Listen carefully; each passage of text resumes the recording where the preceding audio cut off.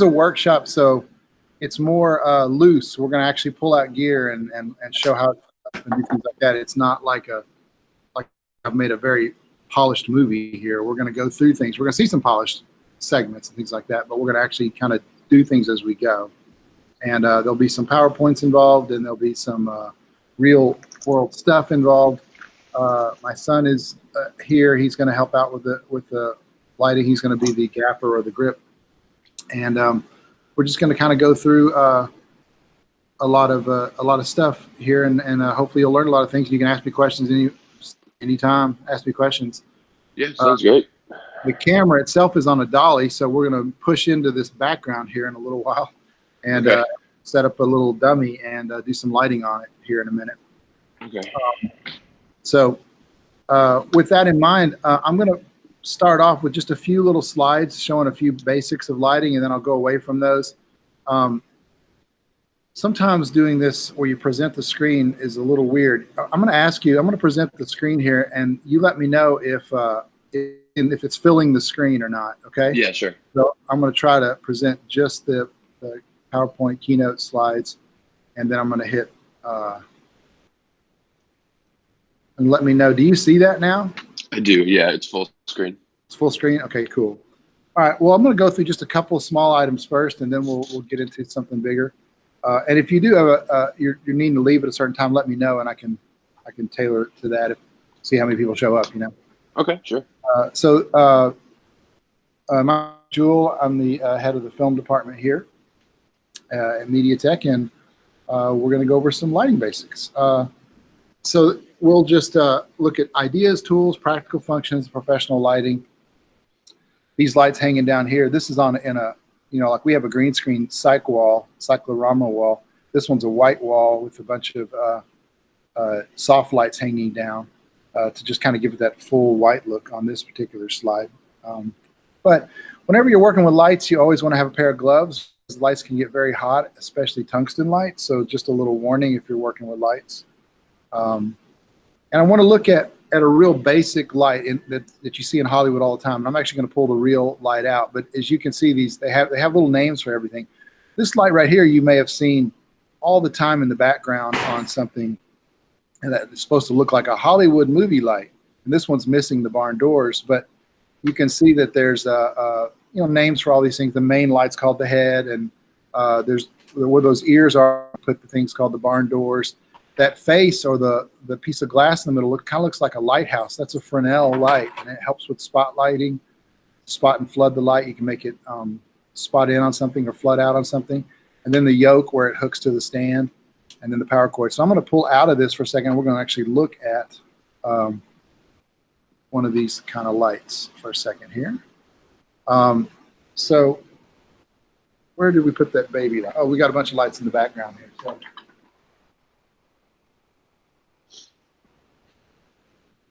So these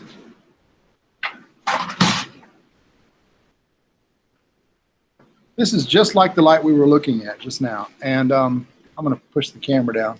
Sure. And this is called a baby. And all these lights, these Mole Richardson lights, they're made by a company called Mole Richardson. They all have weird names.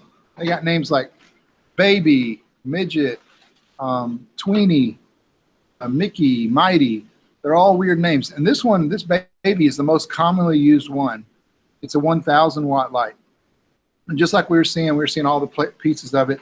If you want to change the bulb on something like this, you just open it up here, and you can get in there and see the bulb. And then you can spot and flood this light. And when I do that, you can see it coming forward. Okay. And going backwards. Spot and flood the light. And I'm not going to go over all the lights. I just want to use this one as a basic example. This one's getting stuck. Okay. So when you're setting one of these lights up, you use it on a stand. They even have a stand called a baby stand that a lot of times people hook it on. I'll probably pull one of those out and set it on here in a second. Okay. And this light would have a set of barn doors on it. and that's something that you would slide right in here. Except that we have the wrong barn doors here, not the baby barn doors. We'll go get the right set in a second. That was for a different light. But the barn doors would slip on it, and then you could help shape the light. And we're going to do a lot of that with a lot of different lighting instruments today.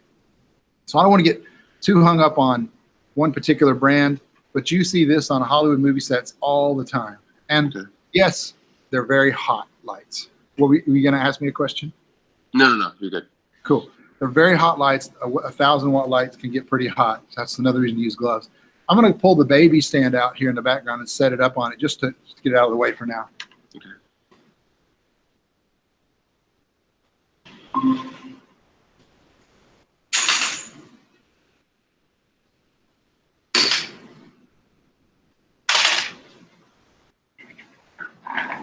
Move my chair out of the way. Flip this up. And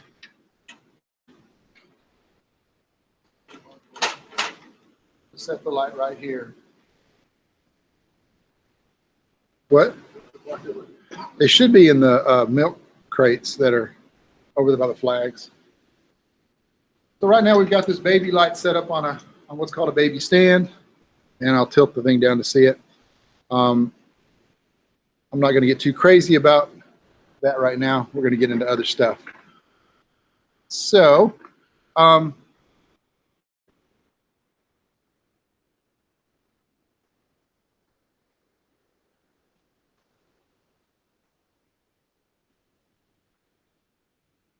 you can see the PowerPoint again. This right here is just how to set up a light, and I'm not going to go too crazy in it right now because this isn't really like we're doing one of our normal classes. But there's a set, when you're on a Hollywood movie set, there's certain, styles of people ask them to do things. Yelling eyes or striking. You see the stuff in yellow here. That's what you yell when you're turning on a light, so no one's staring right at it. That head wrap one that's also in yellow there is basically saying, hey, I'm going to wrap the cable and I'm going to hang it up there with the light so that it's not all unseemly and all over the place. So I'm not going to go too crazy into all the details there. Of course, you can stop me if you want. When you're moving a light, you always want to turn it off when you're moving it around because it can get, you can break the bulb that way. The bulb can explode.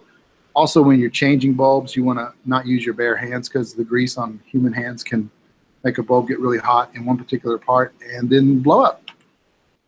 And if you look at this, you can see some positions of light and how light would look around a person.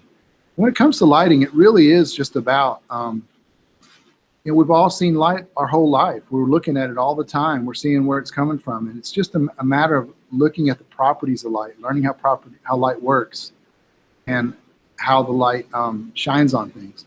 And you can see that the subject there is facing down towards the blue arrow. Those different arrows are where the lights are set, full frontal versus going around. It looks like actually it's the opposite of these arrows on these lights. It's from the opposite side. So imagine, because you can see the light coming through to the guy on the side from the right as opposed to the left. But you can kind of get an idea. If you're just moving that light around, and this is a good exercise to do. We even have our classes as a lab where you just move a light around a person and you start to see, what kind of light am I making? What looks good in a horror movie? What looks good in a comedy? And you can start to figure that out by just doing a little bit of playing with the lights. Here's a quick little video just looking at some lights.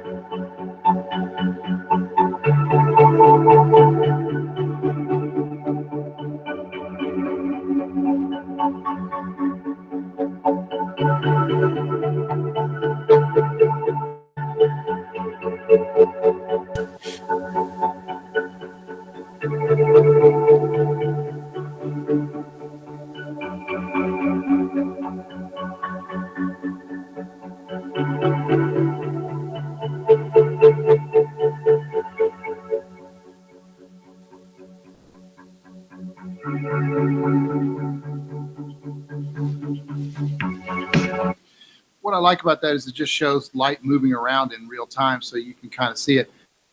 You may be wondering what's the point of this. Well, the point of this is that is what makes for a good lighting person, someone who experiments with things. We're going to get into a practical exercise of setting up 2- and 3-point lighting. I'd love to show you an exercise that we do here with my students, and you're going to see some pretty cool student-based projects here. This to me is the best way to learn lighting. The best way to learn lighting is to take a still or a piece of video from a favorite TV show or movie like that, and then try to mimic it. You can even do it with lights from around your house if you don't have any professional lights. And it's pretty amazing what you can come up with. And we're going to look at some student examples, some good, some bad, some mediocre, and it's kind of interesting. So this was students, I assume you can still see the PowerPoint, right? Yeah, I can. This is from students trying to recreate this movie Silkwood, the poster. And, you know, in the poster, there's a car behind her shining lights into the mirror that actually shines back onto her. And I think the students did a pretty good job. They, those, you know, obviously not a car back there. Those are 2 baby lights back there shining towards them. And then they have a reflector on it. And you can kind of see, you're not on the screen, so, yeah, you can kind of see that that's a pretty good job they did on this one. Yeah. And it was just done here in the studio I'm sitting in now. And without any Photoshop work. This was just, and that's the other thing is, you know, people will Photoshop things and they'll fix things in Photoshop later or things in editing like After Effects or Premiere. But the reality is when you're doing this exercise, try to see if you can do it without any of that extra help at the end.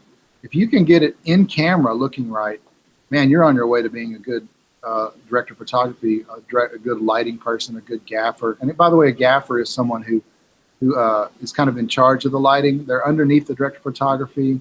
Director of photography, of course, underneath the director. But the director and the director of photography or the DP, they work out what they want, and then they have a gaffer, and the gaffer translates it into real world lights and things like that. Here's another one. I love this one right here. This one was from the movie Exorcist. Exorcist, yeah. Yeah. And so the left is The Exorcist, and on the right is what my students did on this very set we have behind us. Again, this was all done in one class period, them just trying to, can I mimic this, you know?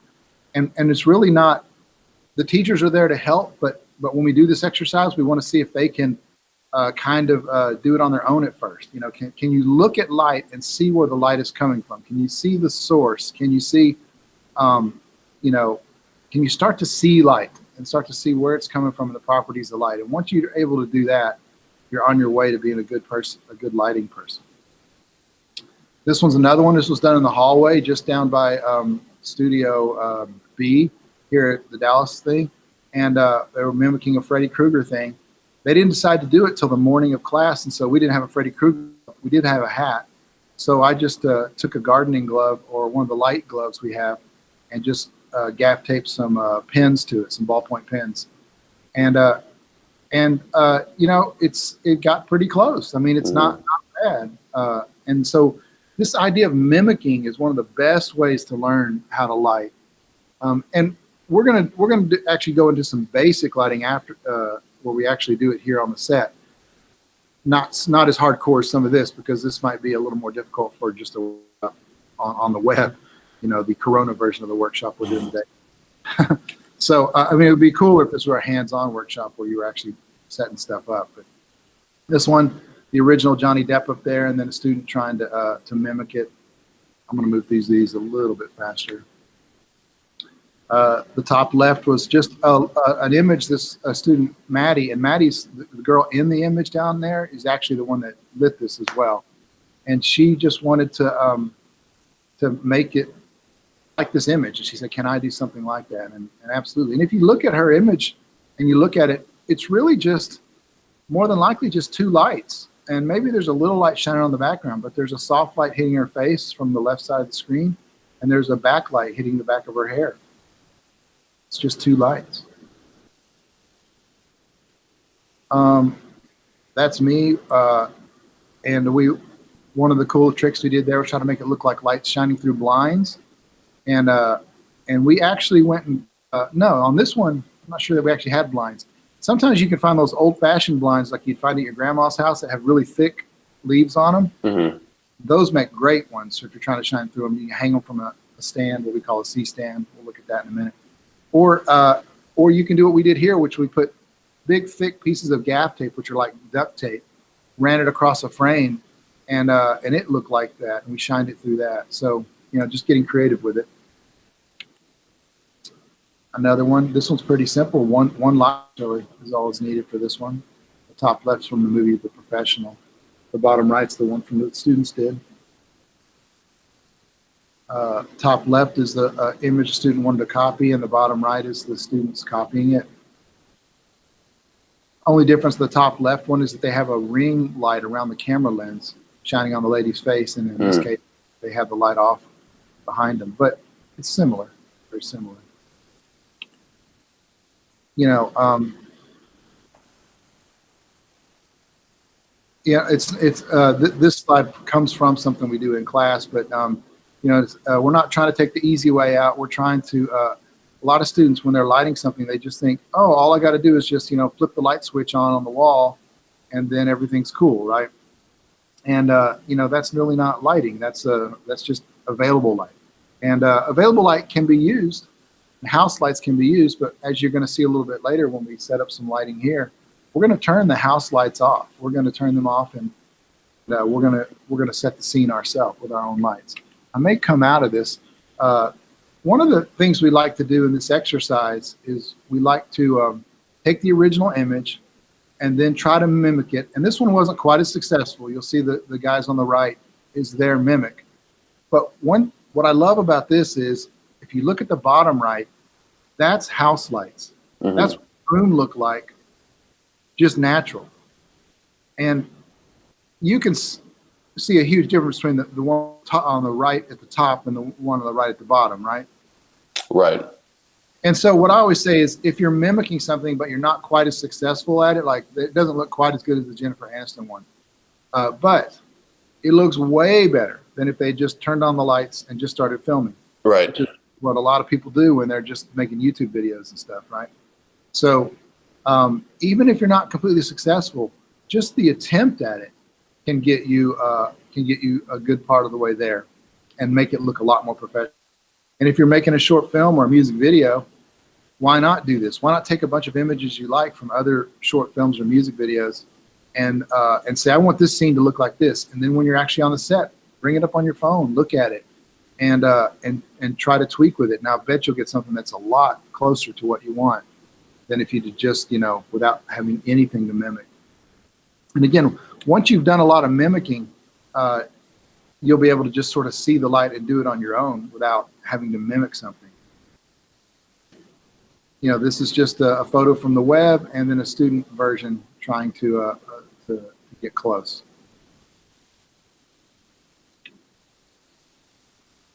And a few more here. I'm going to scroll through some of these a little faster. Apocalypse Now, trying to get that.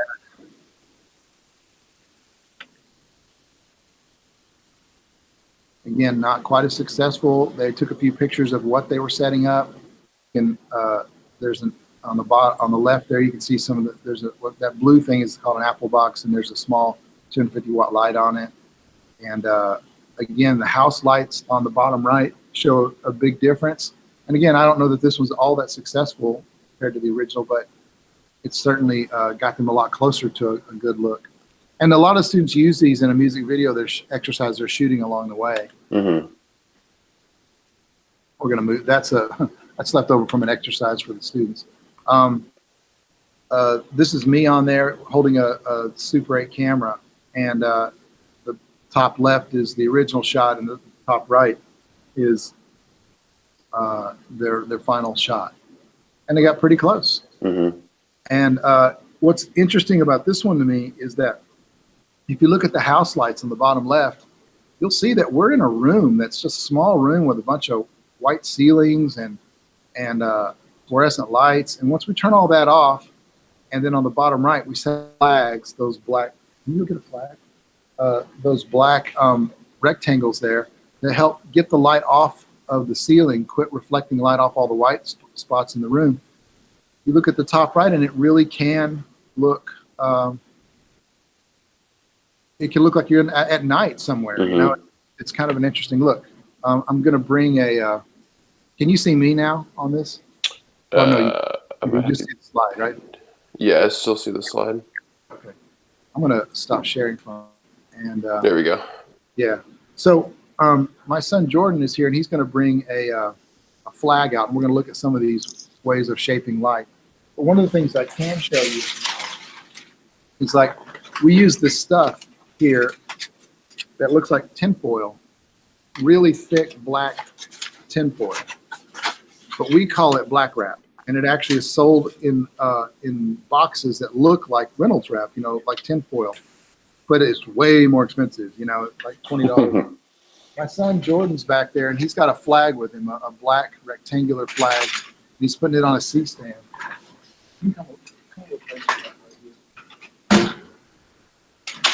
And again, these are all things for shaping lights.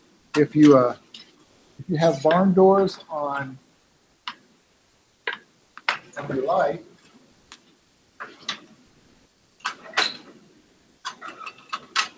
then that can shape light, of course. That can shape light.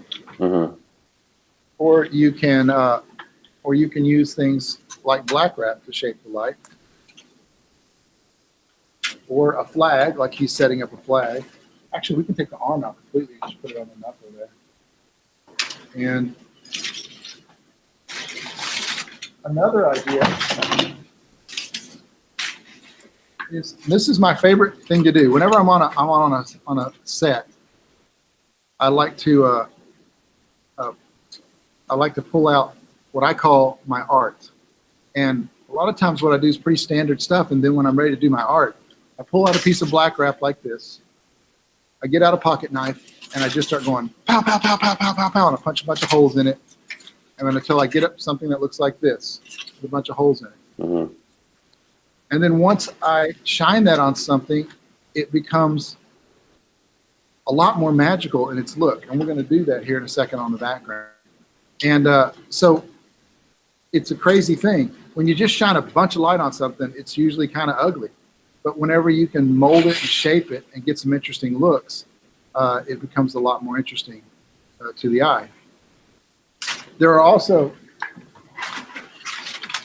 things called cookies, and we'll look at a slide on this later, but that are like this, that you can actually buy, that you can put on a stand to put patterns out, shaped like this patterns. And you'll see the difference in a minute here whenever we actually do that. Let me actually pull out the lights and do it. I am going to well, while we're out from the PowerPoint, let's talk over a couple more things and look at a couple things we have. One of the things we have is, let me see if I can turn this dolly a little bit. One of the things I have over here is a light kit, and it's this silver light kit here called an Arri kit, and it's a professional light kit. They do cost quite a bit, a few $1,000s, and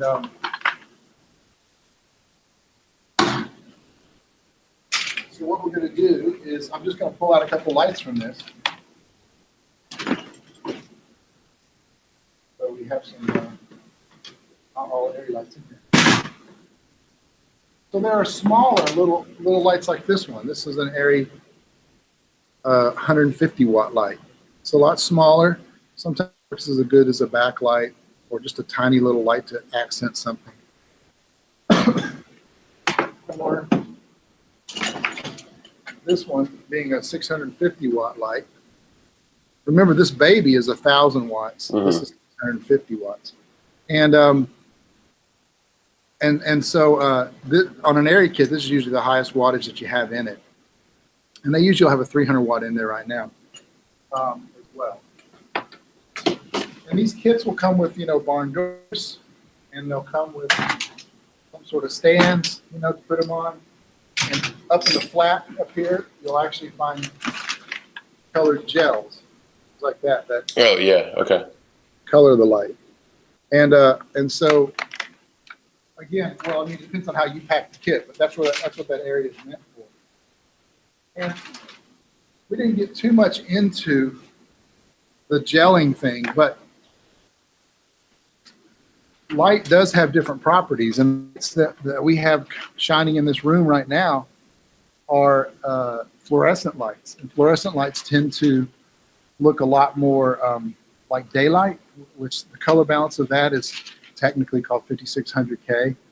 And but a lot of the stuff, these lights we have here in this Arri kit, and the mole light, the baby light, and the other ones we see on the desk back there, all those are 3200 degrees Kelvin, and they are a more orange light, yellow. And you've seen the difference. You've got a screw-in light bulb at home, the old type. You'll know it's kind of a yellowish, orangish look. Mm-hmm. But if you've got a new like LED bulb, a lot of those are more like the whitish, bluish light, like the light that's coming from the fluorescence in this room right now. Yeah, the whole apartment's yellow. Yeah, it could be. And so if you're trying to make the fluorescent lights look like the tungsten lights, you'd need to put something like a color temperature orange. It's really hard to see that. CTO. Almost see it here by me putting it over the camera. Mm-hmm. See, I've got a whitish, more, you can't say bluish, but it really is a kind of bluish, whitish light. If I put this over there, hold it just the right way, you can kind of tell on my flesh tones there. Mm-hmm. Yeah. How they start to turn a little more warm.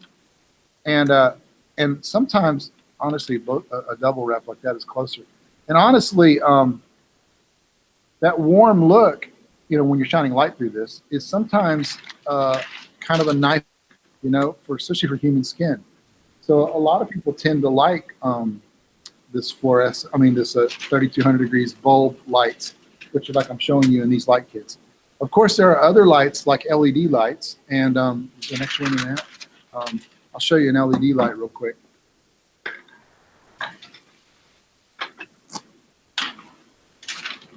Oh, by the way, if you're going to take one of these orange lights here and turn it blue, you'd need a color temperature blue, which you'd put over that light to make it Mm-hmm.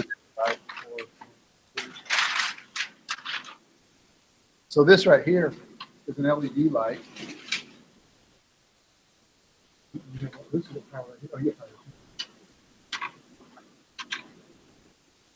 Can you put some power to the baby?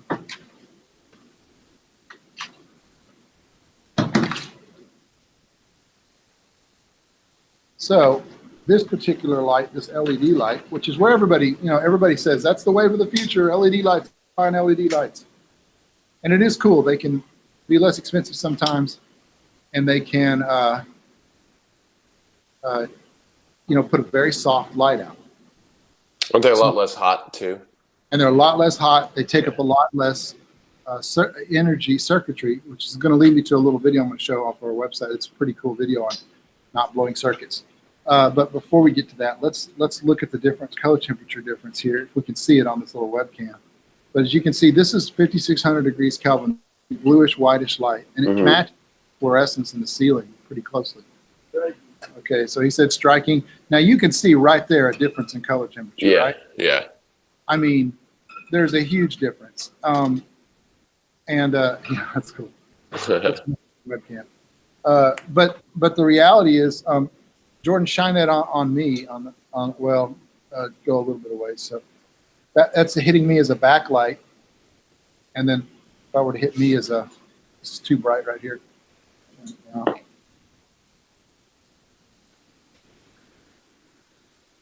Actually, come over to this side. Definitely beyond you. Yeah, it's true. It's true.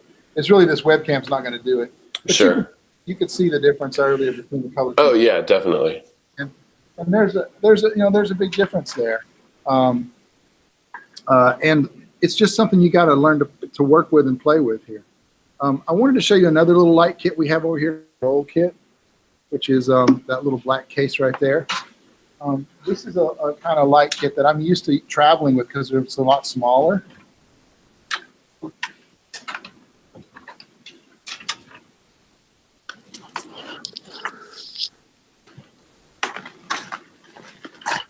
And this kit, has these smaller lights. Like this is called a Pro light. It's a little 250 watt light. Nice for backlights. And then this is a 650 watt or a 500 watt, depending on what bulb you put in it. It's called an Omni. Has a little handle on it. You again put it on a stand. And this one, again, there's no Fresnels on this, but they still can spot and flood a little bit. Okay. These are all tungsten lights. These are all that kind of orange stuff. And then you've got this little Toda light, which is really cool. Cool thing about the Toda light is that you can put an umbrella on it. The umbrella would be something like this that you would. Right. And then it would make a soft light. You can either have umbrellas that you shoot through or umbrellas that you reflect. Okay. Yeah. And all of those things can help us. Hey, Jordan, can you, we're going to take this baby light here, and we're going to shine it on the background, and we're going to, when we come back from the video, we're going to shine it on the background and look at how it can look pretty or ugly, depending on what you're trying to do. Mm-hmm. And, you know, a little earlier we talked about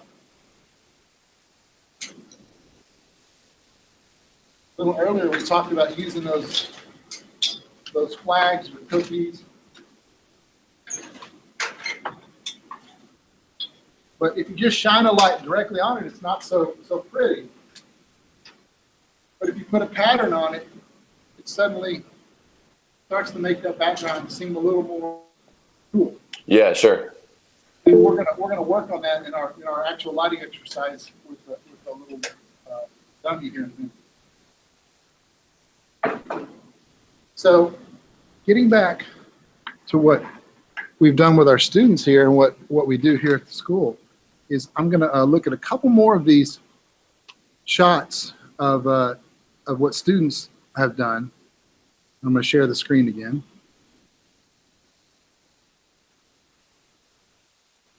We'll get back to that. So can you see that screen again? Yeah. You know, getting back to obviously the top left was what the students picked from the web, and the top right is what they did, mimicking it. Bottom left is house lights, and the bottom right are the actual lighting units we used in a small room, and it still looked like it was at night, and that was kind of cool. Here's another student example trying to mimic the top left from what looks like a John Wick or something. Yeah. Yeah, John Wick or John Mnemonic, probably John Wick. And then they're trying to mimic it on the right, top right, and they're getting close. They're getting close, using a brick background, a brick-looking background in the same studio we're in now. And then the house lights on the bottom right, you can tell that's just turning on the fluorescent lights, and that's what you get. Mm-hmm. Here's another set of students trying to mimic the top left, and the top right is what they did.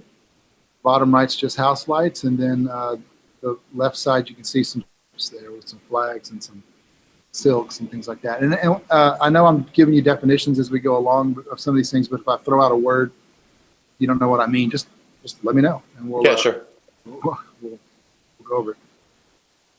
Here's another cool one here.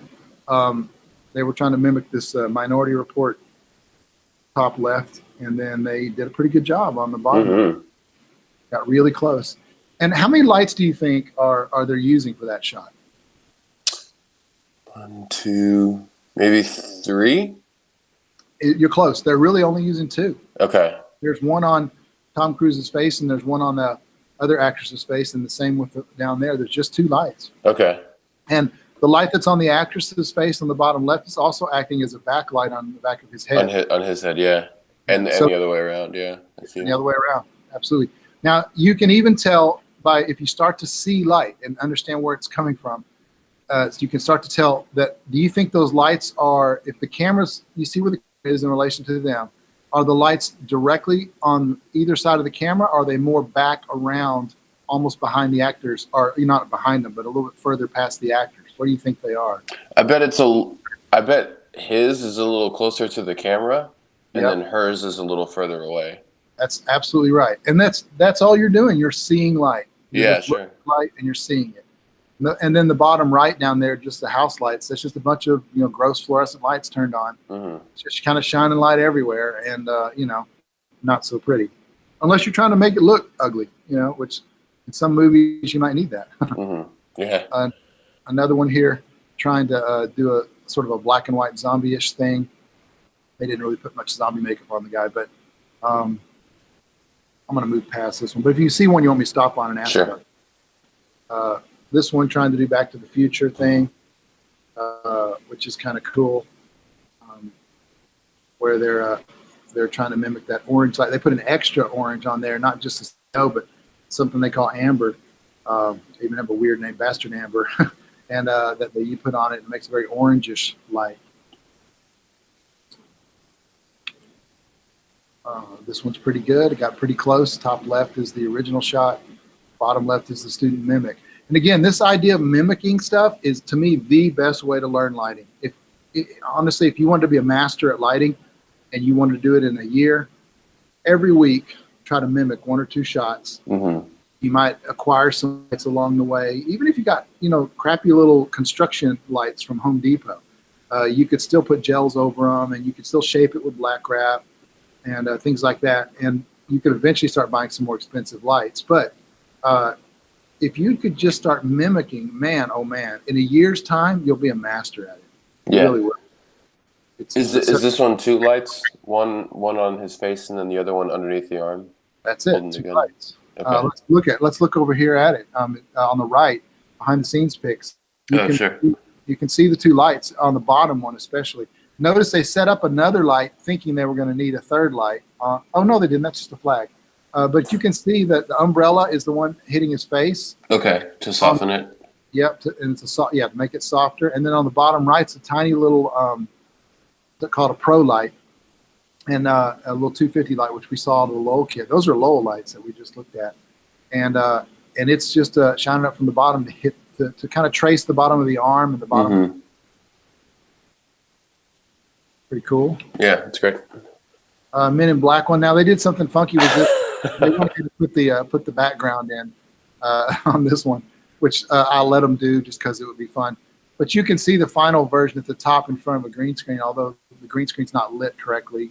So, you know, to really pull a green screen key out of it. But they can go into Photoshop and trace it out pretty easily, which is what they did on their bottom right. Yeah, but and over on the left, you can see a pretty good idea of the setup. There's 2 lights on the actors, and this is getting close to what I would call 3-point lighting, although there's technically 4 lights in this one.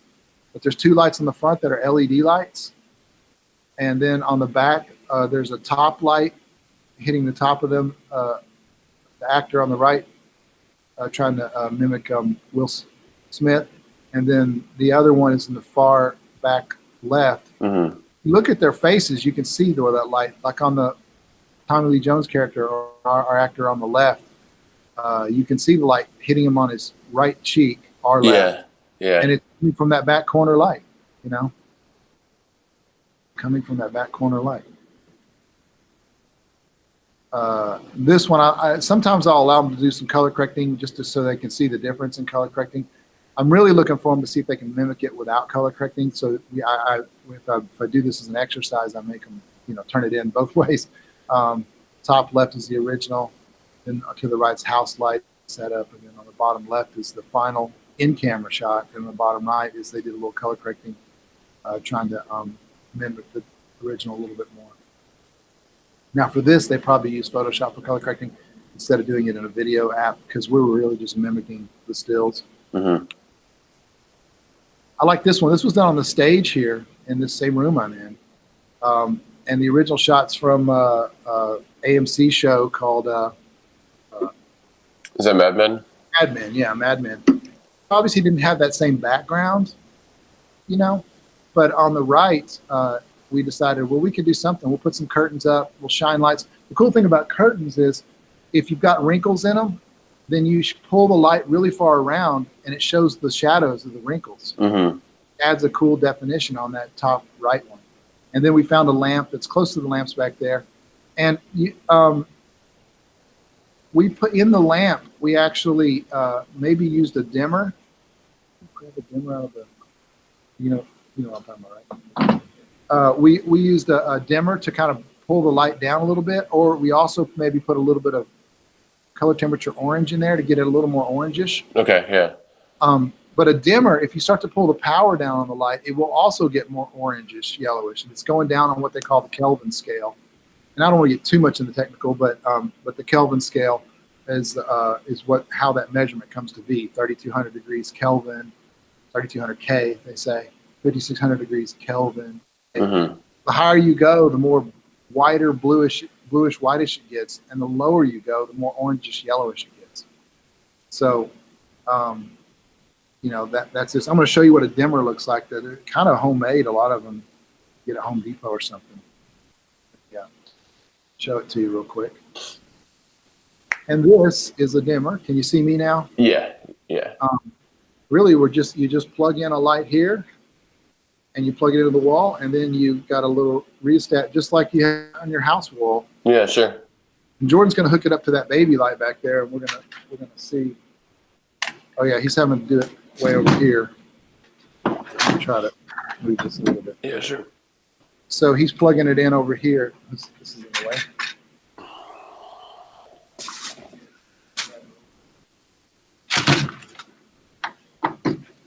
And then I'll go point the baby light towards the brick wall too.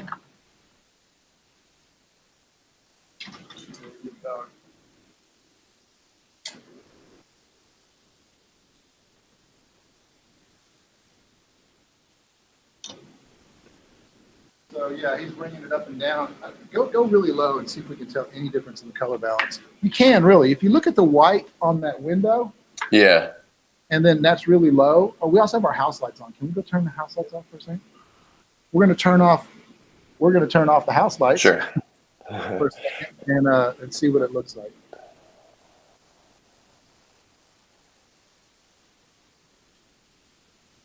All right. So I don't know if this little webcam is going to adjust well enough, but we'll do the best we can. Sure. But you can see right there that it's getting Yeah. more orangish, more yellowish the farther you go down on that. So it's a pretty cool. I say it's cool. It's just it is what it is. It's physics, So Yeah. if you're feeding it less electricity and it's going down, there is a bad thing about it though, and that is when you're doing that. Weird how. Is when you're doing that. The bad thing is that sometimes, and you've probably heard this, you've been somewhere and heard this, there's a buzzing sound that can happen from a light whenever you're feeding it too little electricity. Oh, okay. It just goes, it starts to buzz. And when that happens, it can affect the soundtrack if you're recording sound. Now, if you were doing a video or something where it was just playback and you didn't care about the sound on the set, then it wouldn't matter. But that is something that can matter. So if you had to achieve that more orangish, lower light look, but you didn't want to make that buzzing sound, you could put kind of an orange in there, or maybe some sort of a neutral density filter, which would just bring the lighting down in general, and make it more orangish if you put in like a color temperature orange. Okay. So certainly could do that. Jordan's going to put that flag in front, or not the flag, but it's called a cookie in front. How big head is. And give that background cooler look.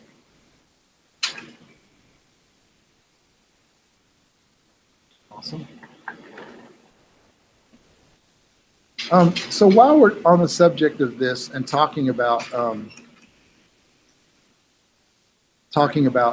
just plugging in lights, this baby here is the phallus, and most circuits in most modern buildings are what's called 20 amp circuits. And we have this kind of dumb law, but it's a physical law that I teach the students called the West Virginia law.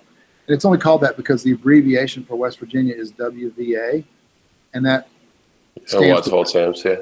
Watts equals volts times amps. So, Yeah. Ohm's law, yeah. Yeah, Ohm's law. So there's a little, that's one of the things that can be dangerous when you're having a lot of stuff going on. So these cool videos on our website called 120 seconds. It's a 2-minute video. I'm going to show one of those real fast. and it's on that, and it's from a teacher we had in Houston, I believe. Let's look at that. Hoping that you can hear. Hi, welcome to this episode of 120 Seconds. You know, sometime in your filmmaking career, you're going to have someone come along and turn on a light, and this happens. Can you see it? Yes.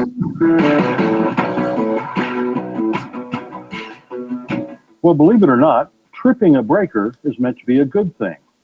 Basically, when you put a lot of appliances or lights on a single breaker, you're asking for more electricity than the wires can handle. So the breaker shuts down before you burn down the building. So here's the question. How do you know how many lights you can plug in to a circuit before it trips? The first thing you need to know is that most new home wiring is rated at 20 amps. So we have a formula. If you have a 650 watt light plus a 300 watt light, you have 950 watts. You divide that by the power coming from the outlet. In the US, that's somewhere between 110 and 120. So let's just assume 110. 950 divided by 110 gives us 8.6. I always round up, so that gives us a final number of 9 amps. 9 amps out of 20 gives us plenty of room to add monitors, cameras, or even more lights to the same circuit. But let's say we want to add this 2K. 2,000 watts plus our 950 gives us a total of 2,950 watts. 2,950 divided by 110 gives us a total of 26.8 amps. So if you put all of these on the same circuit, we're going to trip the breaker. By the way, this formula works around the world. As long as you know the voltage of the country you're in, you'll be good to go. Thank you for watching. If this video helped you, you can learn more about the world of filmmaking with MediaTek's digital film program. Click on the link to the left or in the description to check it out. Please feel free to subscribe and hit the bell icon, and we'll see you next week with another tutorial.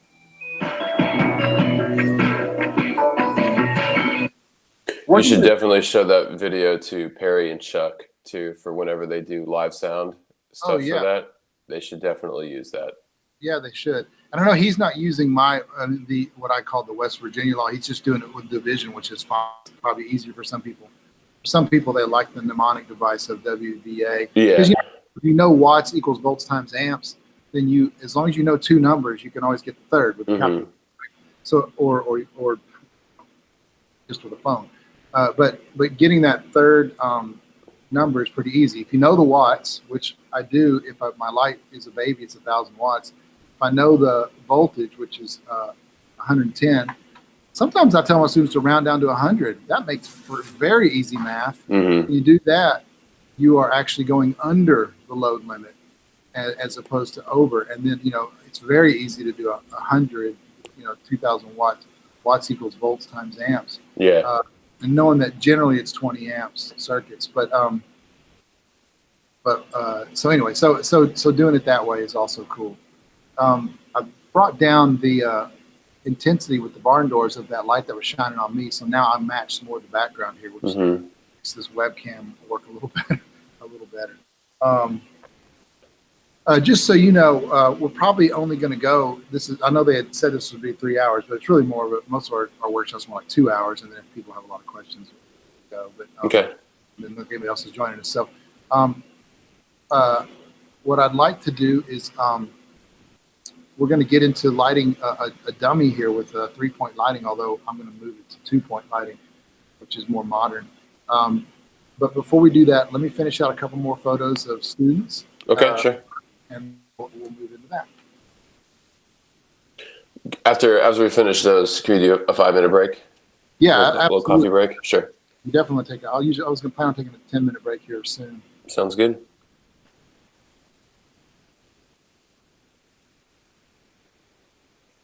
Okay. Are you seeing the? What are you seeing? I don't. Yeah, I see your window. You seeing? There we go. That should do it. Yeah, there we go.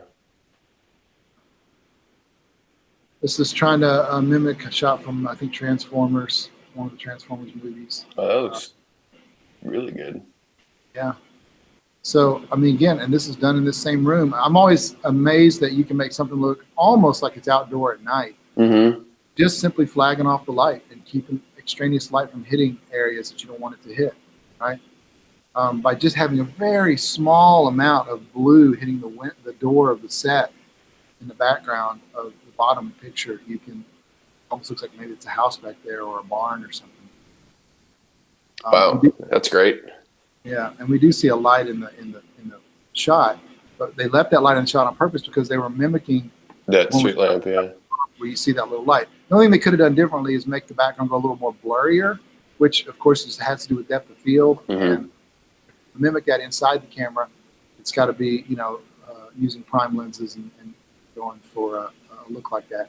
They may not have had. I noticed that Transformers was shot with anamorphic, which also helped make the background look blurrier. If you're focused on the foreground, it goes even blurrier, which we of course weren't doing. We weren't having these, you know, $100,000 cameras and lenses that cost $50,000 each. Sure. Had on Transformers, but they got pretty close. You know, just using our cameras that only cost $10,000 each. Yeah. This one not as successful, and I like to show the not as successful ones too, because you know, I think one of the issues there, they were trying to do Matrix, so they're a little more greenish, and you know, just not quite getting there. Part of it has to do with the fact they don't have an oversized chair, and it, you know, background doesn't look quite right, but you know, they just weren't quite there. But it was a good exercise, and they were learning a lot. Mm-hmm. This one, trying to light something with basically only a flame for the key light on his face, and then something in the background. And it was an interesting idea, and it seemed like they pulled it off pretty well. There's a famous movie that Stanley Kubrick made in the 70s called Barry Lyndon, and it was the first movie where he didn't want any of the artificial movie lights, and he said, "Oh yeah, that's right. That's yeah. right. I've heard about that." It's worth watching sometime, but the most striking thing about it to me is that it looks like what everything looks like now. Now we're going to this thing where we don't use as much artificial light. We try to use windows, try to use naturalistic available light, and then we shape it, we mold it, and we add some metal light. And that's where a lot of people are going. And it's crazy how in the 70s he tried to do that. And one of the only ways he could do it was he used the fastest film available, which wasn't that fast at the time. It was like 400 or 800 speed film. I think it was 800 speed film. And then he had to, he got a lens that NASA made. NASA made this lens that was a 1.0, which was a very fast lens, the fastest on the planet. And he retrofitted to fit his camera so he could shoot in lower light with a faster lens. That's amazing. Yeah, and so it's an interesting movie to watch. It's not a bad movie. It takes place in the 1700s. Mm-hmm. That's what he wanted, or 1800s, I think 1700s. And he wanted it to mimic what it would have looked like then, with light coming through windows and candlelight and maybe gas lamps or things like that. So it was an interesting idea. Whale oil lights. This one's interesting. They were trying to mimic that glow on the end of the lens, and they were trying to do it naturally with a light instead of any kind of post-production effects. Mm-hmm. They did a pretty good job. I mean, the light stand you see in it, they could have covered that with some black cloth or gap tape or something. Mm-hmm. Disappear a little bit, but they did a pretty good job. I think we're getting close to the end of these slides. Trying to do the Gandalf thing. So it is. If this is the last slide of these, it's kind of funny. It's the same guy in there that was in the Oakwood one at the very first slide we saw. Mm. Same student. Yeah. I'm going to come out of this. We're going to take our break. This is the term called cookie or cucularis, which is putting a pattern on things. We have that one cookie that we put in front of the baby light. Mm-hmm. Some of them are like little, what they call gobos, that fit inside a light. They're round patterns, like they're cut out of metal, like you see on the right there. And on the left, It looks like a little cookie cutter then, yeah. Yeah, and that's another reason they call them cookies. Yeah. The round cookies. They also call them gobos. But either way, that's that. And so what I'm going to do for the break is, since I'm recording this and somebody may watch this back later another time and they may not want to take a break, I'm going to play a video. It's about a 7 or 10-minute video. Okay. And you can walk away. This video is just simply a video about being a grip on a movie set or whatever. And I'm just going to let that play, and we'll take a little break while that's playing, if that's cool with you. Cool. Yeah, sounds good. I'll be back in 10. All right, cool.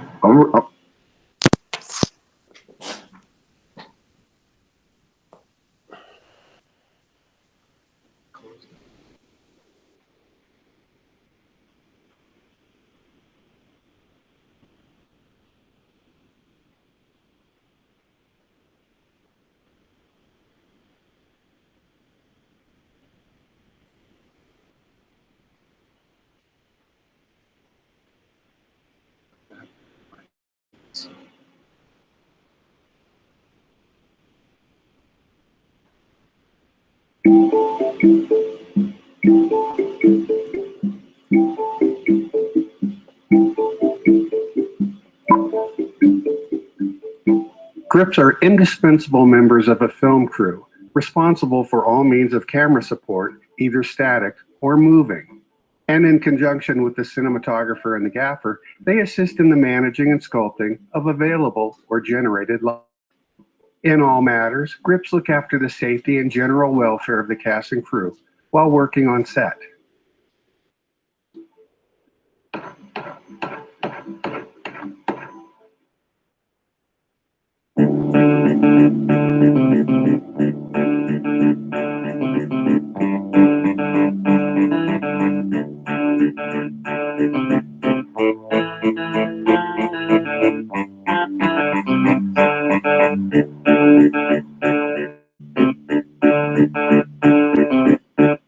Grips are skilled technicians and draw their experience from many different highly technical vocations.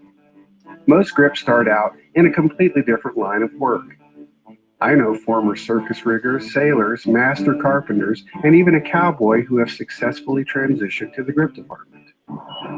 The knowledge necessary to become a successful grip is diverse and is constantly evolving. Have you seen an amazing shot movie recently? Chances are the grip department helped make that shot possible. Part mechanic, part engineer, the key grip and his crew keep the camera moving and the light under control every day on movie sets all over the world.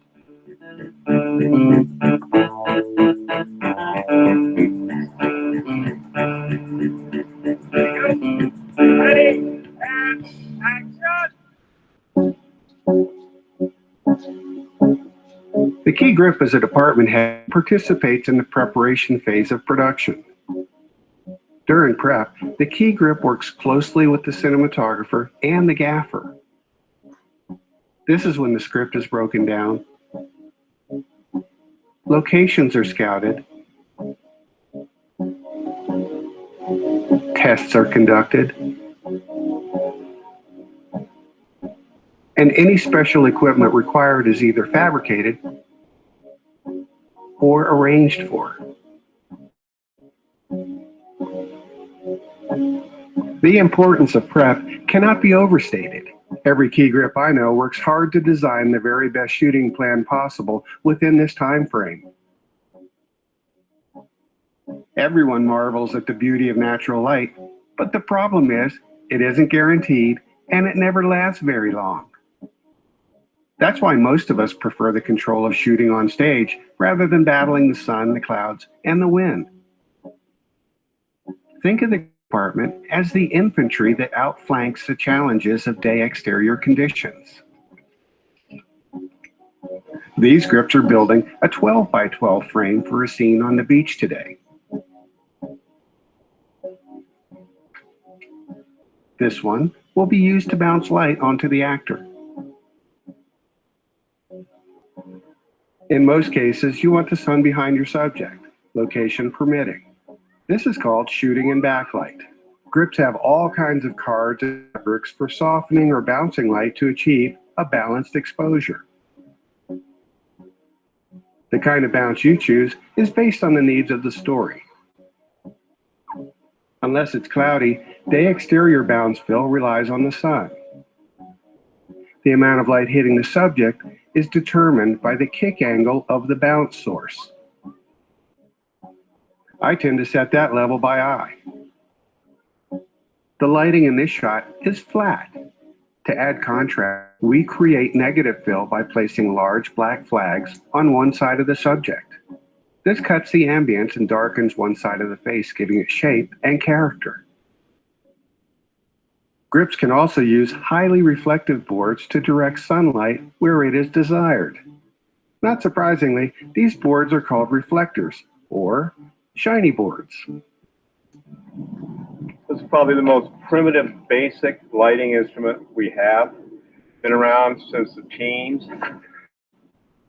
This is what the soft sign looks like to an actor. There's the soft side. Scanning it off. And here's the hard side. Scanning on. Boom. For a straight dose of sunlight, they carry large mirrors.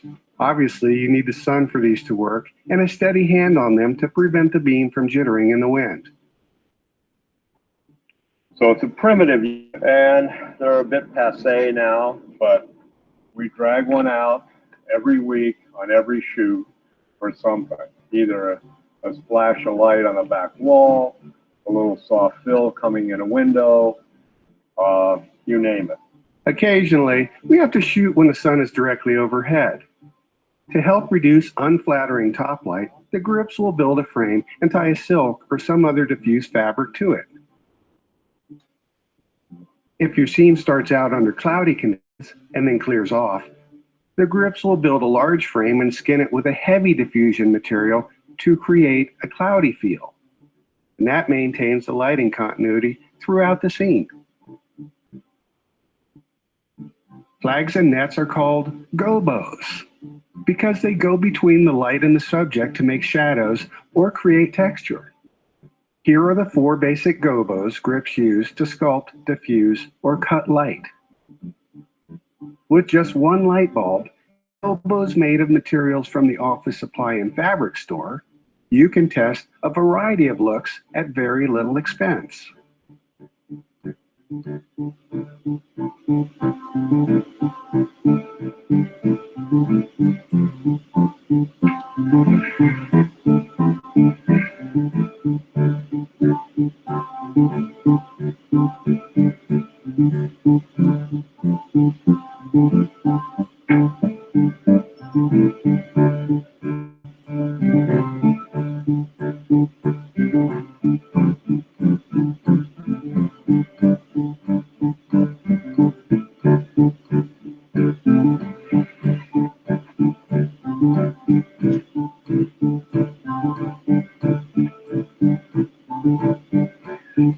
Take your photography to the next level by adding contrast with flags and nets. Big setups require rigging grips to get the set ready and of the shooting crew. Pre-rigging starts the implementation of the plan created during prep. Today's work is taking place at Paramount on a soundstage built in 1922. These rigging grips are preparing for a visual effects shoot. They'll get most of the big pieces roughed in by the end of the day. On a large project, rigging grips will be working only a day or two in advance of the main unit. There are additional manpower costs in carrying a rigging crew, but these teams are far cheaper than a full shooting crew doing the same work. Final lighting will occur on the first day of photography. Ready, and action!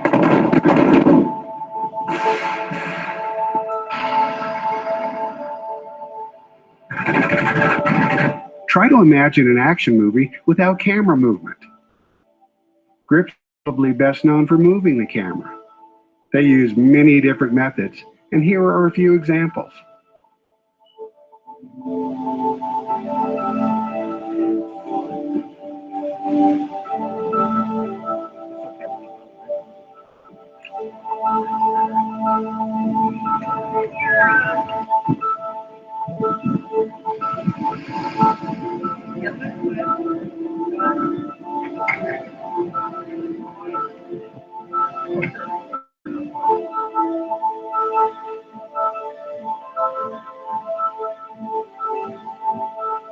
Some grips specialize in rigging cameras to non-movie equipment.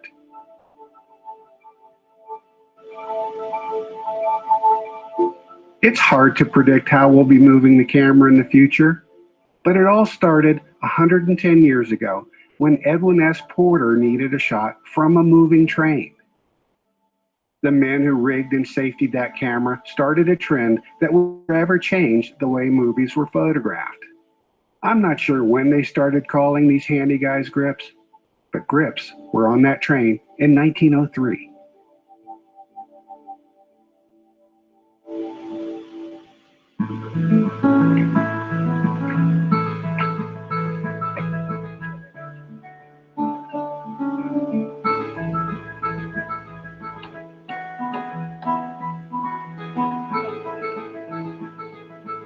I've often said if I wasn't in camera, I would want to be in the grip department.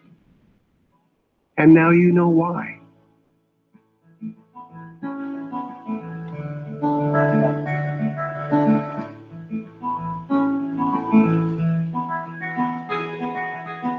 The nets take down the density of the light. Now this is pretty sharp.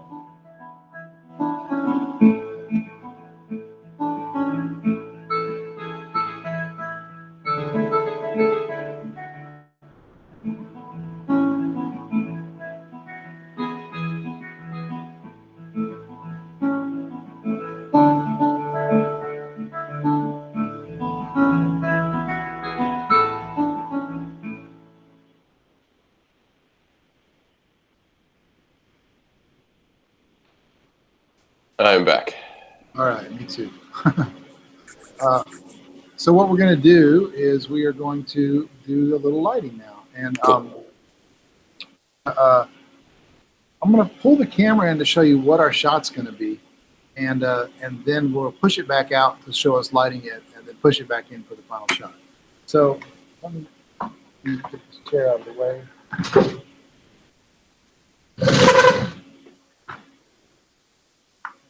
And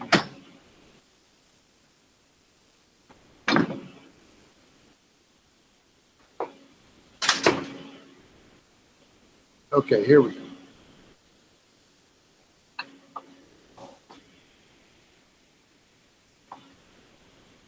So we've got some other lights on here we didn't talk much about. This is called a zip light.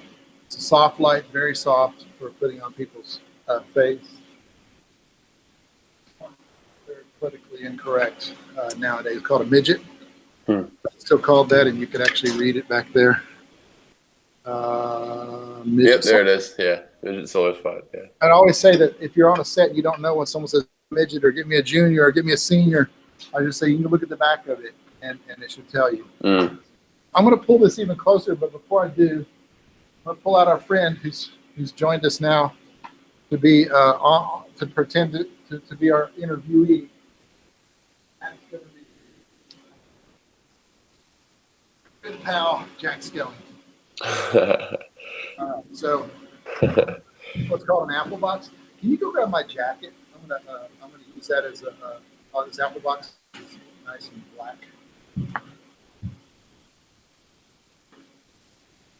Now,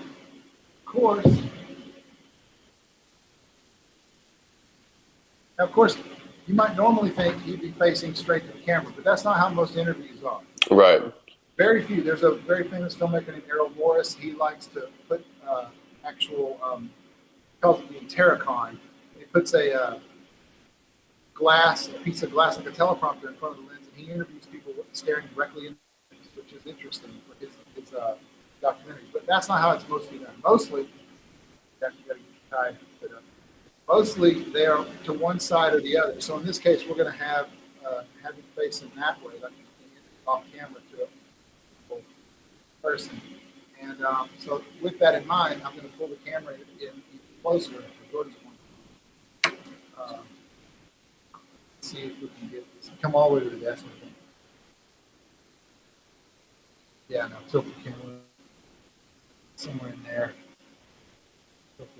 The only problem is this computer could be blocking some of our light, but I think we can still do what we need to do. Okay. He is very white, which is going to his webcam doesn't have a very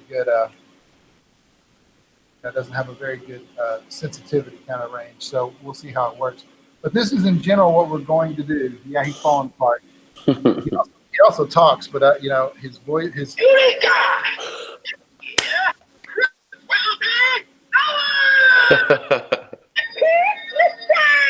But his jaw stopped moving. He's getting old. He's falling apart. You know. But it makes for a good. He's got a lot of weird definition on him, so it'll make good for interesting light. Sure. So now we're going to push the cart back out so you can see us setting up the lighting. We're going to talk through what we're doing. I do want to bring up a couple of small slides talking about 3-point lighting in general, and then while Jordan's setting up in the background, and then I'll help him.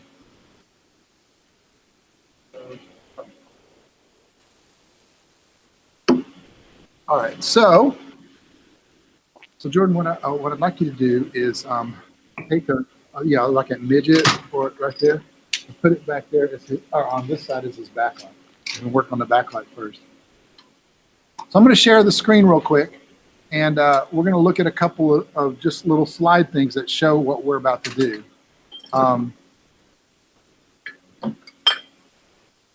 I just pulled some of these. It's pretty easy to find stuff, examples.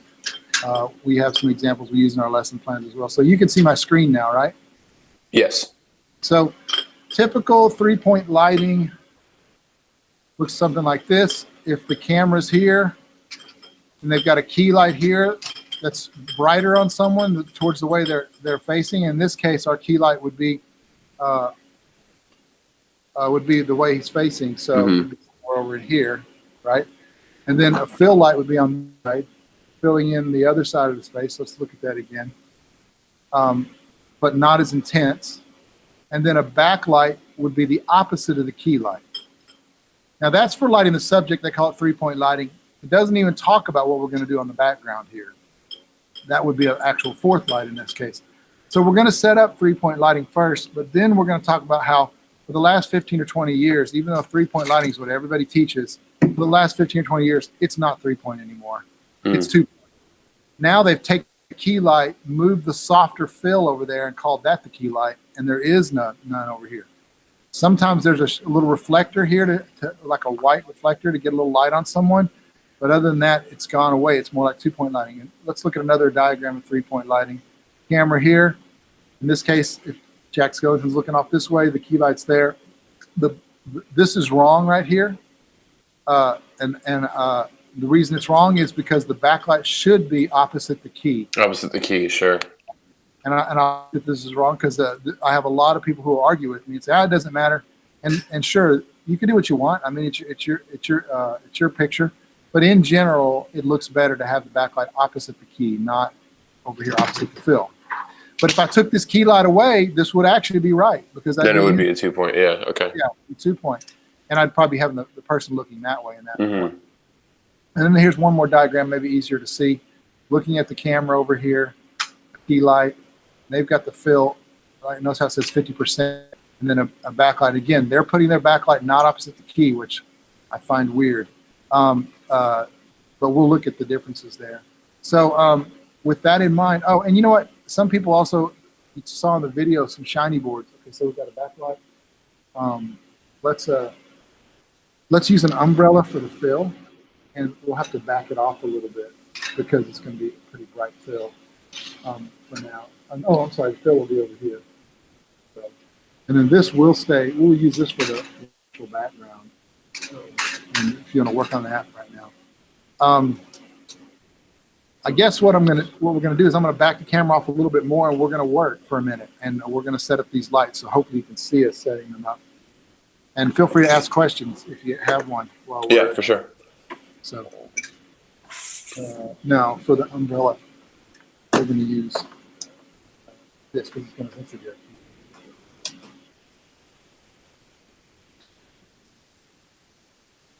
Run over my cord here. Uh-oh, Corona.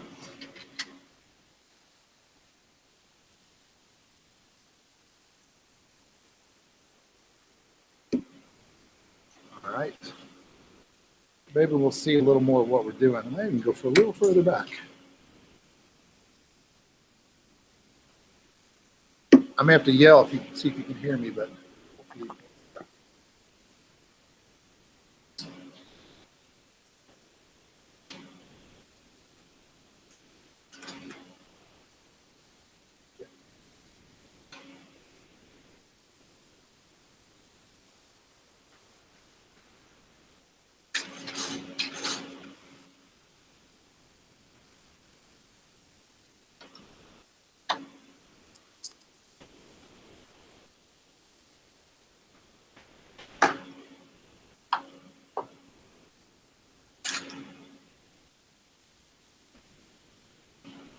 So I'm going to go turn off the house lights so we can start to see what's happening here. Okay. And Eric, you're still broadcasting your screen. Do you want to cut that? I'll just see the camera. Yeah, thank you. Sorry about that. Yeah. There we go. Thank you. Cool.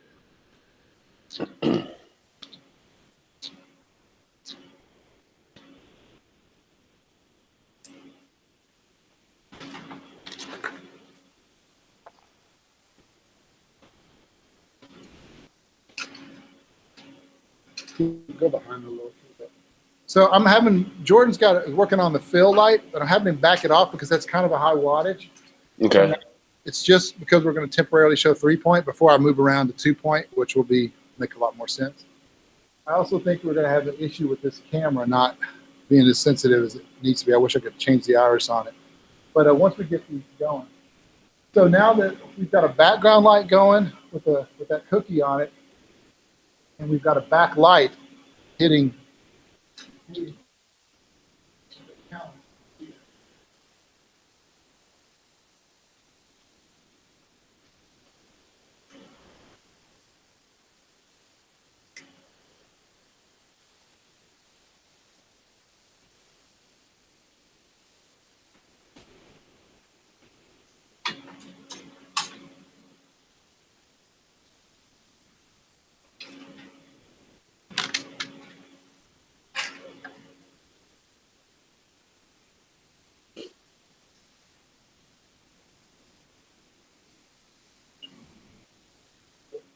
That's cool.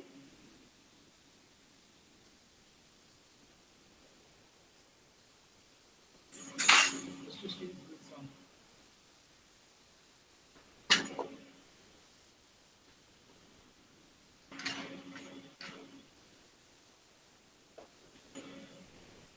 Of course, being Corona time, there's only 2 of us in here, and we already live together, so we've got it.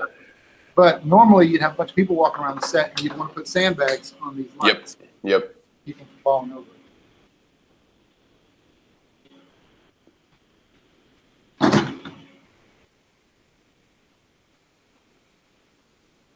Yeah, those are good for overhead mics on drum sets too. Oh, yeah.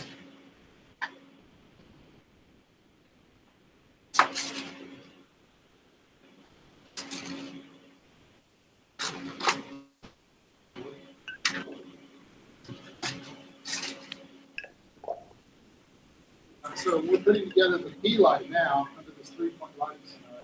Okay. Striking.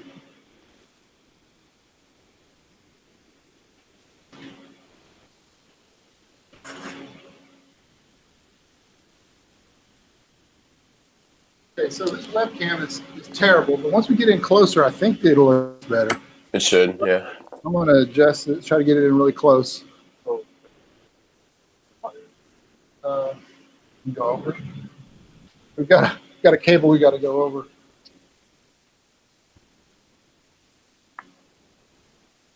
Why don't you go get it? Is there a stinger still back there? Go around. Sorry, we're trying to manage cable here with this dolly. All good. Yeah. All right, I'm gonna come in closer while Jordan's getting the fill light hooked up.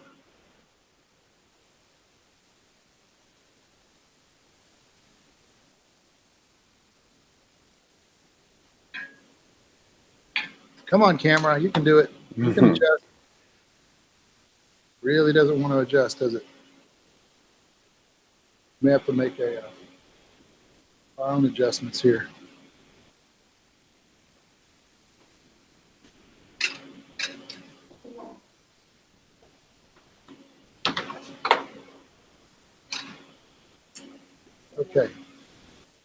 we're going to do here.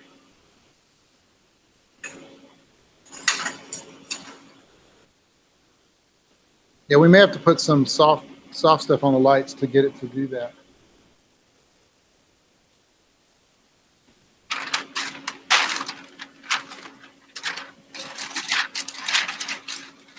So normally, if I'm doing this with a regular nice camera, this wouldn't be so different. Sure. I've now put a softer thing on. I don't know if it's helping. It helped. It's kind of going in and out. Yeah. Yeah. Right. So I'm standing in front of the fill light right now. Okay. Backlight. Hey, Jordan, walk over here with that flag and put it on the back.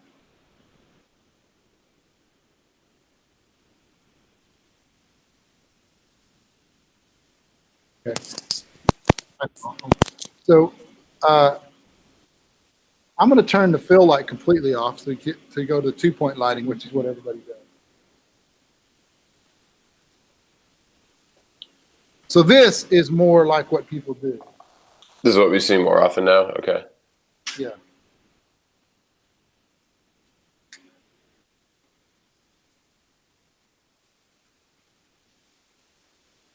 Well, now we just lost it. We had such a great one for a second there.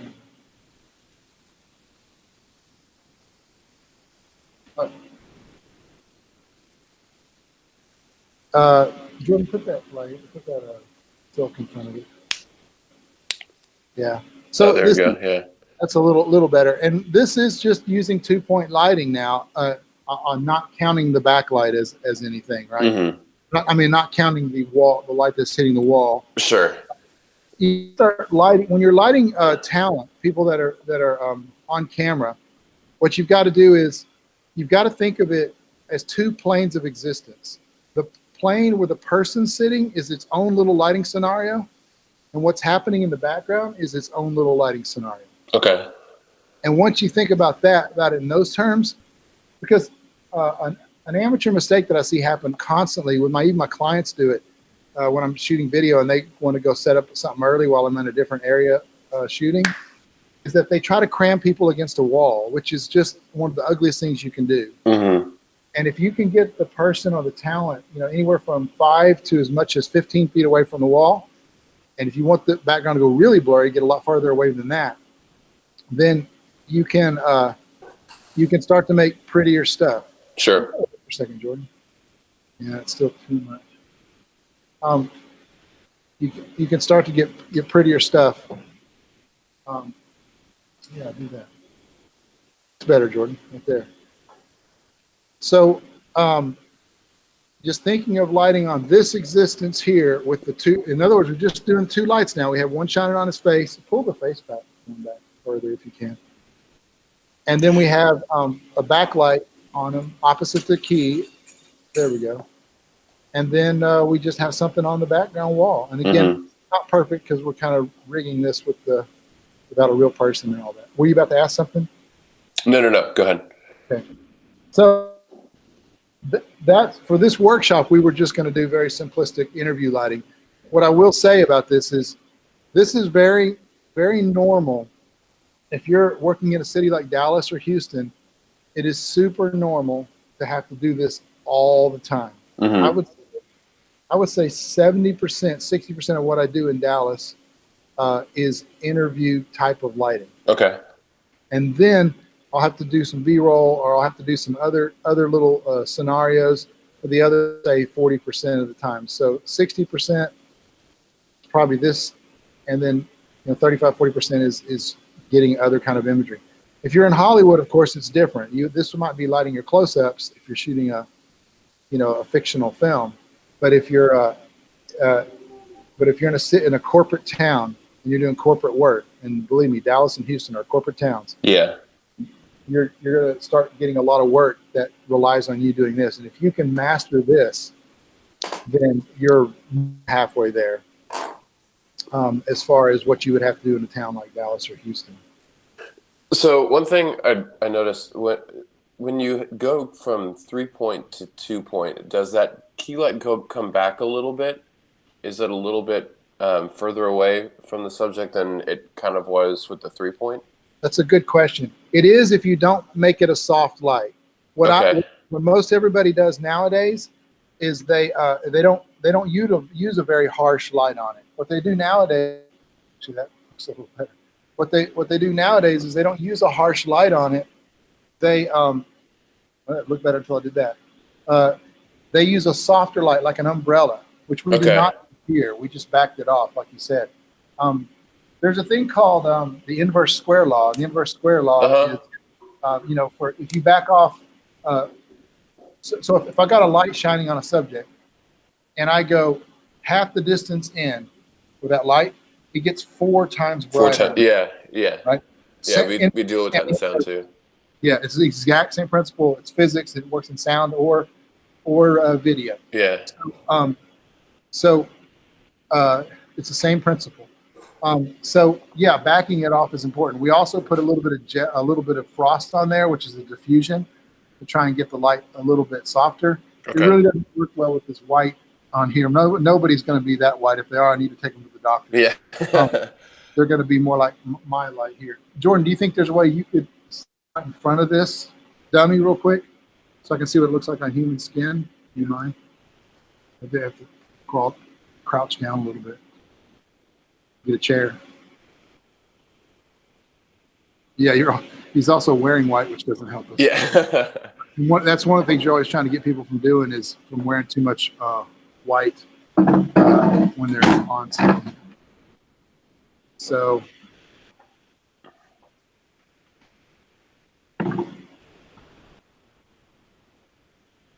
let me adjust the backlight and stuff. Yeah, sure.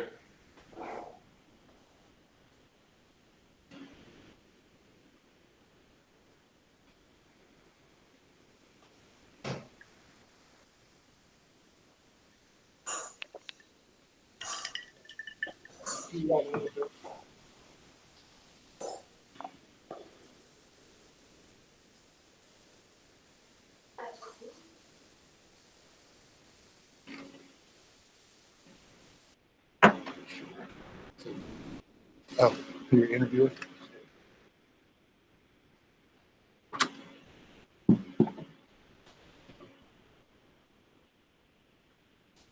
I think a big challenge for us is just simply that we're using a web camera. Yeah, of course. And Jordan, look over here for a second.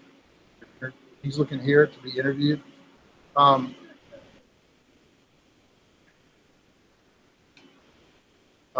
Yeah, so right now that key is harsh, and I would like to replace it with a softer umbrella. Okay. And let's do that real quick. Let's replace that. So we're going to replace that real quick, and then put him back in just to see. But I will say that this webcam is maybe not the best. Sure. Use. It's what we got though, right? Yeah. What we got for this right now. Workshop.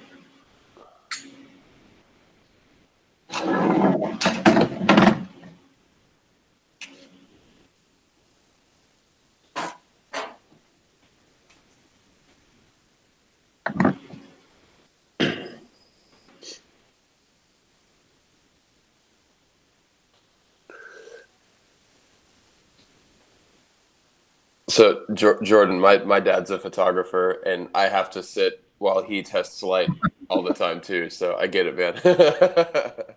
Okay, so one of the things I'm going to do is, Jordan is wearing. Jordan, I know you're going to get hot. Do you mind putting on this jacket so we get that white shirt? His white shirt is causing this auto iris on this. Sure. On this needs to be a problem. So we're going to see what happens. I'm going to do a little.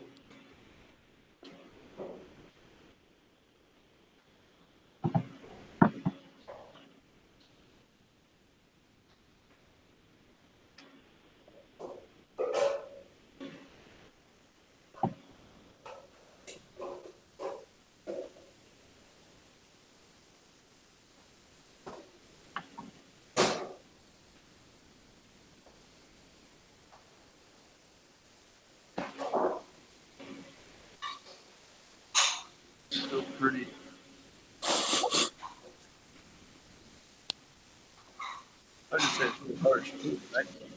Yeah, so again, we're dealing with this webcam.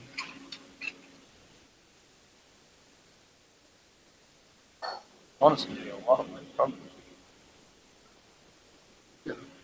So another thing you can do is if you feel like there's not that this side of his face is too dark, look a little this way so you can see it.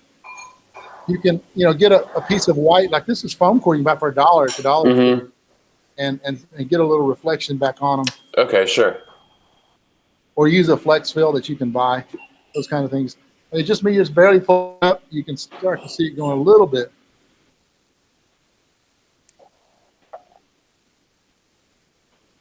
Well, kind of hard. This webcam keeps changing on me. Yeah. There's a little bit happening there. But again, you could get a professional flex fill as well. Right. Anyway, this idea of this 2-point lighting is really where everything's been for 15 or 20 years. And even though they say 3-point lighting, if you did do 2-point lighting and you needed some fill on their face, then you use something like this, your 3rd point. Okay. Right? That makes sense. Yeah. So with that in mind, I'm going to push this camera away and finish up a couple of small things, and then we're kind of winding down on this Yeah, workshop. that's cool. Yeah, that's cool. A couple small things. I have a slide that I think is brilliant, and most people look at it and think it's stupid. And I'll tell you why I think it's brilliant, because I made it up. No, but what I want to say is that it's called my foolproof way for lighting.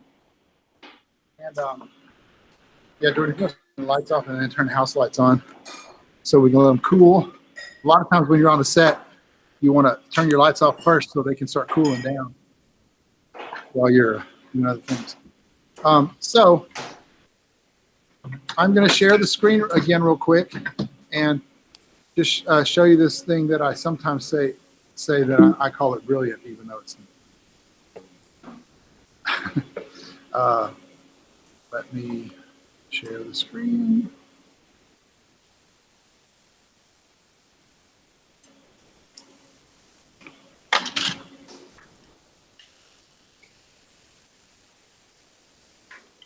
Yes, let's go ahead and do that one. And anything you want to start putting away, you certainly can. Yeah, I'm making him do all the hard work while I just sit here and yammer and talk. Okay, so I'm going to pull up these slides and flip through a couple things to get to, there's only a few left, and get to what I'm talking about. So we kind of ended there. This was another class trying to do a lighting exercise. I forgot there was video of that. It's kind of funny. No. They were trying to lip sync to make a makeshift music video to happen. Sure.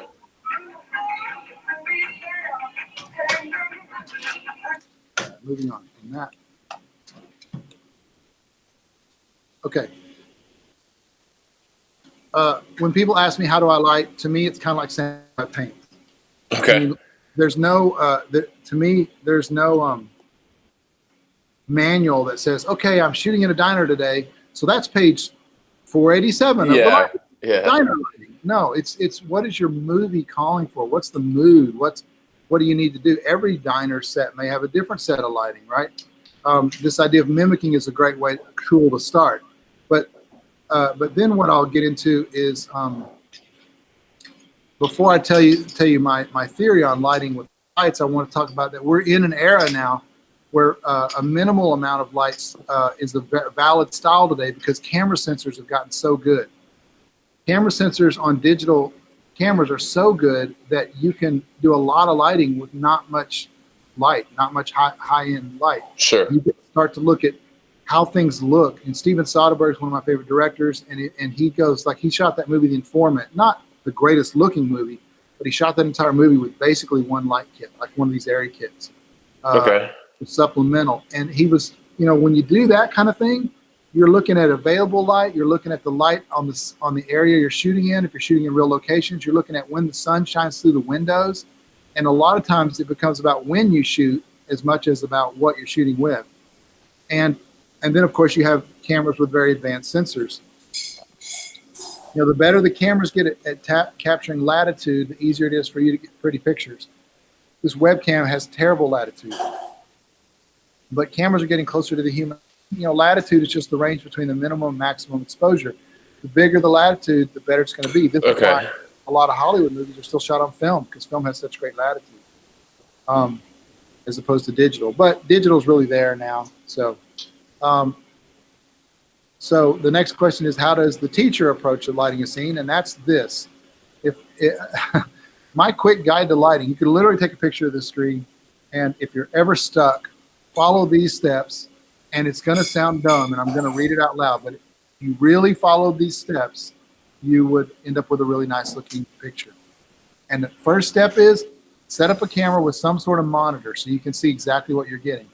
If you're outdoors, you'll have a problem. You need to put a blanket over your head or your jacket so that you're looking at the LCD without the sun hitting it, or else you're going to overexpose. If you're indoors, you've got to have some sort of monitor, whether that's on the back of the camera or a separate monitor. You set up the camera with that before you do anything. And then you make sure the camera settings are what you want the camera settings to be. Again, before you do anything. Then you stick some actors in there, or people that are pretending to be actors, and you block. You see where they're going to walk. Again, we haven't done lighting yet. Once you know where the actors are going to be, look at it under available light. If it looks terrible and you're very unhappy, which it probably will, then turn off all the house lights, set up just one light, like a key light or a fill light. Look at the scene. If you're unhappy, tweak that light. If you're still unhappy, add another light. And then the last step, repeat until happy. Doesn't that sound dumb? It's simple. I like it. It's what I find is that students don't do this. They open their light kit. They're there on the set. They think, I've got to do some lighting. So they open every light they have in every kit. They set them all up, and they think, well, because they're set up, I need to turn them on. And they start turning on all this light. And you start majorly overlighting the scene. And instead, if you could just go one at a time and you have a monitor to look at, you may suddenly, holy crap, one light looks amazing. Let's shoot that. Yeah. Or you may, and you may save yourself time on the set. Right. So again, it's kind of a dumb, quick guide to being a DP, but the reality is it works. It really does. Of course, you need to know your lights, and of course, you need to know your tools, and of course, all that's going to help. Help with how it turns out in the end, right? But the reality is that really will help. I think we'll get close to the end of this. Sometimes I ask students to look at this, see if they can figure out how it's done, or where the lights are. The lady at the top left pretty much just has the big source coming through the window. Then on the top right, they're not lit at all, people. It's all light in the smoke, and the smoke's acting as a diffuser, and they're just shadows in front. Bottom left, there's he's standing in front of a brick, one of those kind of concrete blocks, and those concretes have little divots and holes all in them. And to get that, further you can go with that light to the side, the more the little shadows of those divots and holes. Right. And that could literally be done with one light, other than what's in the background there. And then the woman on the bottom right, it looks like it's mimicked, at least, to look like a natural source coming in from her right, like the sun, bright sunlight, with something either reflecting or shining on her from the other side that's similar color balance. Yeah. And then the background's gone very blurry, and it looks like there could be a light or whatever the natural light is on the background. So that's for this part, or for all of it, actually. So this was just a kind of a simple workshop on basic lighting, some basic lighting tools. If you have any questions, ask me. Of course, go to the MediaTech YouTube channel, and there's a lot more of these informative little videos that we've done. I've even had students do them over the years. We call them MediaTech Minutes. So you can even look at some of the really old ones, and you can see things on dollies and on how you back focus a camera, and all these kind of little pieces of advice for shooting video and stuff. So cool. Yeah, that was great. Last bit, I forgot to introduce myself, what I did, but when I was a kid, I started making movies. I made these killer Jello movies, which were like the Blob eating my family. So you can go to, I think I've got them at killerjello.com. You can certainly go to the YouTube channel and see them.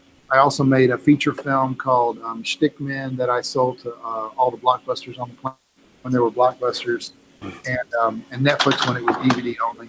But beyond that, I've lived in Dallas. So by living in Dallas, I've done a lot of corporate work. I've never been out of work for one day in this business since I was about 19 years old. So that's a pretty cool record in and of itself. Just being able to make a living doing this and raise a family is a pretty cool thing. And that's what we're trying to teach here at MediaTech. So, all right, cool. Cool. Great. Well, thanks a lot, Eric. I appreciate it, man. Yeah, you have a good one. Thanks for joining. Too. Hopefully I'll see you next semester. That'd be awesome. I'd love That'd be to see great. Yeah. All right, cool, man. All right, man. Have a Take good care. one.